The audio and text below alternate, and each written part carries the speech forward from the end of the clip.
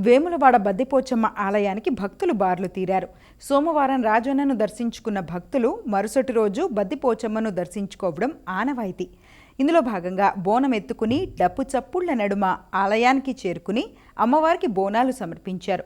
ఒడిబియ్యం పోసి మొక్కులు చెల్లించుకున్నారు.